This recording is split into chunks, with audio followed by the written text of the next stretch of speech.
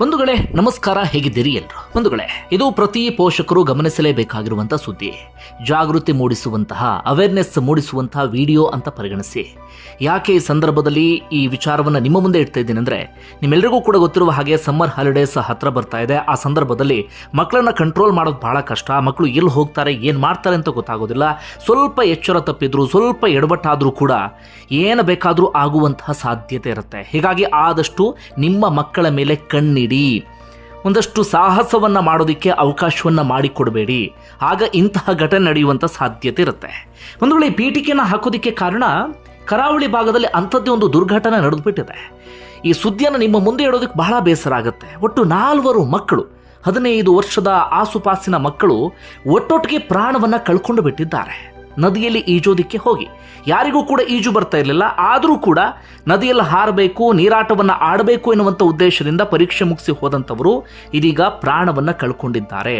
ಪೋಷಕರು ಹುಡುಕ್ತಾ ಇದ್ರು ಎಲ್ಲಿ ಹೋಗಿದ್ದಾರೆ ಅಂತ ಹೇಳಿ ಪೊಲೀಸ್ ಠಾಣೆಗೆ ದೂರು ಕೊಟ್ಟಿದ್ರು. ಕೊನೆಯದಾಗಿ ನದಿಯಲ್ಲಿ ಅವರ ದೇಹ ತೇಲಿ ಬಂದಿದೆ. 4 ಮಕ್ಕಳ ದೇಹವೂ ಕೂಡ ಇದೀಗ ಪತ್ತೆಯಾಗಿದೆ.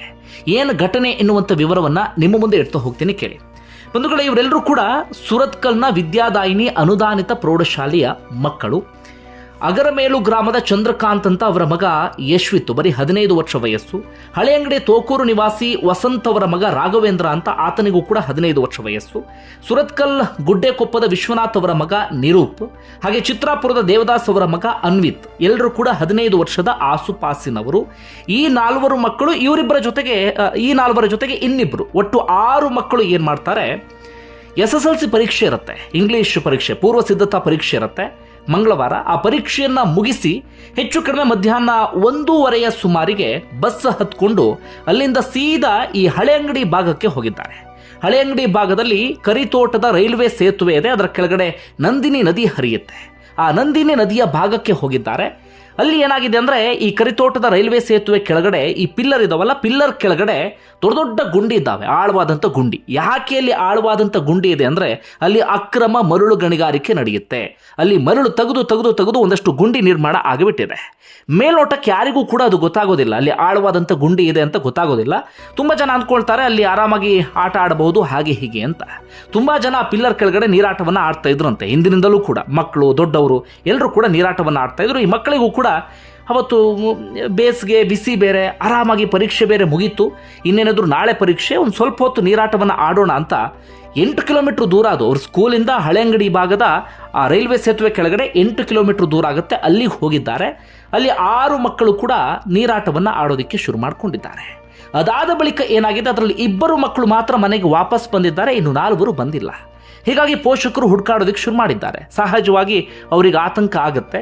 ಹೀಗಾಗಿ ಸ್ಕೂಲ್ಗೆ ಬಂದು ಕೇಳಿದ್ದಾರೆ. ಸ್ಕೂಲಲ್ಲೂ ಕೂಡ ಮಕ್ಕಳ ಬಗ್ಗೆ ಯಾವುದೇ ಮಾಹಿತಿ ಇಲ್ಲ, ಪರೀಕ್ಷೆ ಮುಗಿಸ್ಕೊಂಡು ಹೋದ್ರು ಅಂತ ಹೇಳಿದ್ದಾರೆ. ಅದಾದ ಬಳಿಕ ಯಾವ ಕಡೆ ವಿಚಾರಿಸಿದ್ರು ಕೂಡ ಮಕ್ಕಳ ಬಗ್ಗೆ ಯಾವ ಮಾಹಿತಿಯೂ ಕೂಡ ಇಲ್ಲ. ಕೊನೆಯದಾಗಿ ದಿಕ್ಕು ತೋಚದಂಥ ಕಾರಣಕ್ಕಾಗಿ ಹೋಗಿ ಪೊಲೀಸರಿಗೆ ದೂರು ಕೊಟ್ಟಿದ್ದಾರೆ. ದೂರು ಕೊಟ್ಟಾದ ಬಳಿಕ ಪೊಲೀಸರು ಒಂದಷ್ಟು CCTV ಫುಟೇಜ್ ಎಲ್ಲವನ್ನು ಕೂಡ ಚೆಕ್ ಮಾಡೋದಕ್ಕೆ ಶುರು ಮಾಡಿಕೊಂಡಿದ್ದಾರೆ. ಆಗ ಬಸ್ ಸ್ಟ್ಯಾಂಡಿಂದ ಬಸ್ ಹತ್ಕೊಂಡು ಹೋಗಿದ್ದು ಬಹಳ ಸ್ಪಷ್ಟವಾಗಿ ಗೊತ್ತಾಗಿದೆ. ಆಗ ಹೋಗಿ ಕಂಡಕ್ಟರ್ನ ವಿಚಾರಿಸಿದಾಗ ಕಂಡಕ್ಟರ್ ಹೇಳಿದ್ದಾರೆ, ಈ ರೀತಿಯ ಒಂದು 6 ಮಕ್ಕಳು ಬಂದಿದ್ದರು 1:30 ಸುಮಾರಿಗೆ, ಬಸ್ ಹತ್ಕೊಂಡು ಸೀದಾ ಅಲ್ಲಿ ಹಳೆಯಂಗಡಿ ಬಳಿ ಹೋಗಿದ್ರು, ಅಲ್ಲೆಲ್ಲೋ ಇಳ್ಕೊಂಡ್ರು, ಆನಂತರ ಎಲ್ಲಿ ಹೋದ್ರು ಅಂತ ಗೊತ್ತಿಲ್ಲ ಅಂತ. ಹೀಗಾಗಿ ಪೊಲೀಸರು ಸೀದಾ ಅಲ್ಲಿಗೆ ಬಂದು ಅಲ್ಲೂ ಕೂಡ ಹುಡುಕಾಡೋದಕ್ಕೆ ಶುರು ಮಾಡ್ಕೊಂಡಿದ್ದಾರೆ. ಆದರೆ ಯಾವುದೇ ಸುಳಿವು ಕೂಡ ಸಿಕ್ಕಿಲ್ಲ. ಅದಾದ ಬಳಿಕ ಸುಳಿವು ಸಿಕ್ಕಿದ್ದು ಹೇಗಪ್ಪ ಅಂದರೆ, ಆ 6 ಮಕ್ಕಳಲ್ಲಿ 2 ಮನೆಗೆ ವಾಪಸ್ ಬಂದಿದ್ರಲ್ಲ, ಆ 2 ಬಂದಂಥವ್ರು ಮನೇಲಿ ಹೇಳಿದ್ದಾರೆ, ಈಗ ನೀರಾಡೋದಕ್ಕೆ ಹೋಗಿದ್ವಿ, ಹೀಗೆ ದುರ್ಘಟನೆ ನಡೆದು ಹೋಗಿಬಿಟ್ಟಿದೆ ಅಂದರೆ ಆ 4 ಕೂಡ ನೀರಿನಲ್ಲಿ ಮುಳುಗಿ ಹೋಗಿಬಿಟ್ಟಿದ್ದಾರೆ ಅಂತ. ಆ ಮಕ್ಕಳು ಆತಂಕದಲ್ಲಿ ಸ್ವಲ್ಪ ಹೊತ್ತು ಆ ವಿಚಾರವನ್ನು ಹೇಳಿಲ್ಲ. ಅದಾದ ಬಳಿಕ ಹೀಗೀಗಾಗಿದೆ ಅಂತ ಹೇಳಿದ್ದಾರೆ. ತಕ್ಷಣವೇ ಎಲ್ಲರೂ ಕೂಡ ಆ ಕರಿತೋಟದ ರೈಲ್ವೆ ಸೇತುವೆ ಕೆಳಗಡೆ ನಂದಿನಿ ನದಿ ಇದೆಯಲ್ಲ, ಅಲ್ಲಿ ಹೋಗಿದ್ದಾರೆ. ಅಲ್ಲಿ ಹೋಗಿ ನೋಡಿದಂಥ ಸಂದರ್ಭದಲ್ಲಿ ಆ ಮಕ್ಕಳ ದೇಹ ಪತ್ತೆಯಾಗಿದೆ. 4 ಕೂಡ ತಮ್ಮ ಪ್ರಾಣವನ್ನು ಕಳ್ಕೊಂಡು ಬಿಟ್ಟಿದ್ದಾರೆ. ಎಂಥ ದುರ್ಘಟನೆ ಇದು ಅಂತ ನಮಗೆ ಇದನ್ನು ಹೇಳುವಂಥ ಸಂದರ್ಭದಲ್ಲೇ ಹೊಟ್ಟೆ ಉರಿಯುತ್ತೆ, ನೋವಾಗುತ್ತೆ, ಸಂಕಟ ಆಗುತ್ತೆ. ಆ ಪೋಷಕರ ಪರಿಸ್ಥಿತಿ ನಾವು ಈ ಸಂದರ್ಭದಲ್ಲಿ ಊಹೆ ಮಾಡಿಕೊಳ್ಳೋದಕ್ಕೂ ಕೂಡ ಸಾಧ್ಯ ಆಗೋದಿಲ್ಲ. ಯಾರಾದರೂ ಮಕ್ಕಳು ಈ ವಿಡಿಯೋವನ್ನು ನೋಡ್ತಾ ಇದ್ರೆ ನಾನು ದಯವಿಟ್ಟು ನಿಮ್ಮಲ್ಲಿ ರಿಕ್ವೆಸ್ಟ್ ಮಾಡ್ಕೊಳ್ತೀನಿ, ಅಪ್ಪ ಅಮ್ಮನ ಹೊಟ್ಟೆಯನ್ನು ಈ ರೀತಿಯಾಗಿ ಉರಿಸ್ಬೇಡಿ. ನಿಮಗೆ ಈಜು ಬರುತ್ತಾ, ಆಗ ಮಾತ್ರ ನದಿಯಲ್ಲಿ ಈಜೋದಕ್ಕೆ ಹೋಗಿ. ಈಜು ಗೊತ್ತಿಲ್ಲದೆ ನೀವು ಯಾವುದೇ ಕಾರಣಕ್ಕೂ ನದಿಯಲ್ಲಿ ಈಜೋದಕ್ಕೆ ಹೋಗಲೇಬೇಡಿ. ನೀರಿನಷ್ಟು ಡೇಂಜರ್ ಯಾವುದೂ ಕೂಡ ಇಲ್ಲ. ಯಾವ ಸಂದರ್ಭದಲ್ಲಿ ಏನಾಗುತ್ತೆ ಅಂತ ಹೇಳೋದಕ್ಕೆ ಸಾಧ್ಯ ಆಗೋದಿಲ್ಲ. ಹಾಗೆ ಈ 4 ಮಕ್ಕಳು ಶ್ರೀಮಂತ ಹಿನ್ನೆಲೆ ಉಳ್ಳಂಥವ್ರಲ್ಲ. ಎಲ್ಲರೂ ಕೂಡ ಬಡತನದ ಹಿನ್ನೆಲೆಯಲ್ಲಿ ಉಳಿದಂಥವರು, ಬಡತನದ ಹಿನ್ನೆಲೆಯವರು ಬಹಳ ಕಷ್ಟಪಟ್ಟು ಪೋಷಕರು ಇವ್ರನ್ನ ಓದಿಸ್ತಾ ಇದ್ರು, ಇವ್ರ ಭವಿಷ್ಯವನ್ನು ಕಟ್ಕೊಡೋದಕ್ಕೆ ಅವರು ತಮ್ಮದೇ ಆದಂಥ ರೀತಿಯಲ್ಲಿ ಶ್ರಮವನ್ನು ಹಾಕ್ತಾ ಇದ್ರು. ಆದರೆ ಈಗ ಅಪ್ಪ ಅಮ್ಮನ ಹೊಟ್ಟೆ ಉರಿಸಿ ಅವರೆಲ್ಲರೂ ಕೂಡ ಪ್ರಾಣವನ್ನು ಕಳ್ಕೊಂಡು ಬಿಟ್ಟಿದ್ದಾರೆ. ಇನ್ನು ಓದಿನಲ್ಲಿ ಬಹಳ ಮುಂದೆ ಇದ್ರಂತೆ ಈ 4 ಕೂಡ ಓದಿನಲ್ಲಿ ಬಹಳ ಚುರುಕಿದ್ದಂಥವರು. ಹೀಗಾಗಿ ಮಾರದಿನ ಪರೀಕ್ಷೆಗೆ ಅವರು ಹೆಚ್ಚಾಗಿ ತಲೆ ಕೆಡಿಸ್ಕೊಂಡಿಲ್ಲ, ಆರಾಮಾಗಿ ನೀರಲ್ಲಿ ಆಟ ಆಡೋಣ ಅಂತ ಹೋಗಿದ್ದಾರೆ. ಇದು ನಡೆದಿರುವಂಥ ಘಟನೆ. ಇದು ಬಂಧುಗಳೇ, ಇದರ ಆಚೆಗೂ ಕೂಡ ಸ್ವಲ್ಪ ಮಟ್ಟಿಗೆ ಅನುಮಾನ ಮೂಡ್ತಾ ಇದೆ.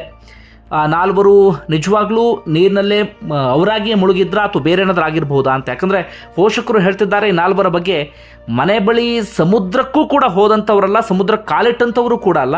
ಇದ್ದಕ್ಕಿದ್ದ ಹಾಗೆ ಈಜಬೇಕು ಅಂತ ಅವ್ರಿಗೆ ಯಾಕೆ ಅನಿಸ್ತು, ಯಾಕೆ ನದಿ ನೀರಿನ ಬಳಿ ಹೋದರು, ಅದು ಸ್ವಲ್ಪ ಮಟ್ಟಿಗೆ ಅನುಮಾನ ಮೂಡಿಸ್ತಾ ಇದೆ. ಆದರೆ ಸದ್ಯಕ್ಕೆ ಅವ್ರ ಜೊತೆಗೆ ಹೋದಂಥ 2 ಮಕ್ಕಳು ಹೇಳ್ತಿದ್ದಾರಲ್ಲ ನದಿ ನೀರಿನಲ್ಲಿ ಮುಳುಗಿದ್ರು ಅಂತ, ಅದು ಸದ್ಯಕ್ಕಿರುವಂಥ ಸಾಕ್ಷಿ. ಅದರ ಆಚೆಗೆ ಏನೂ ಕೂಡ ಇಲ್ಲ. ಸದ್ಯಕ್ಕೆ ಸಂಬಂಧಪಟ್ಟ ಹಾಗೆ ತನಿಖೆಯೂ ಕೂಡ ನಡೀತಾ ಇದೆ. ಅದರ ಮೇಲ್ನೋಟಕ್ಕೆ ಈಜು ಬಾರದೆ ಈಜೋದಕ್ಕೆ ಹೋಗಿ ಪ್ರಾಣ ಕಳ್ಕೊಂಡ್ರು ಅಂತ ಹೇಳಲಾಗ್ತಾ ಇದೆ. ಒಂದು ವೇಳೆ ಇದೆಲ್ಲರಿಗೂ ಕೂಡ ಎಚ್ಚರಿಕೆ ಪಾಠ ಆಗಲಿ ಅನ್ನೋದು ನನ್ನ ಉದ್ದೇಶ. ನಿಮ್ಗೆ ಏನನ್ಸುತ್ತೆ ಕಮೆಂಟ್ ಬಾಕ್ಸಲ್ಲಿ ಮೆನ್ಷನ್ ಮಾಡಿ. ಧನ್ಯವಾದ.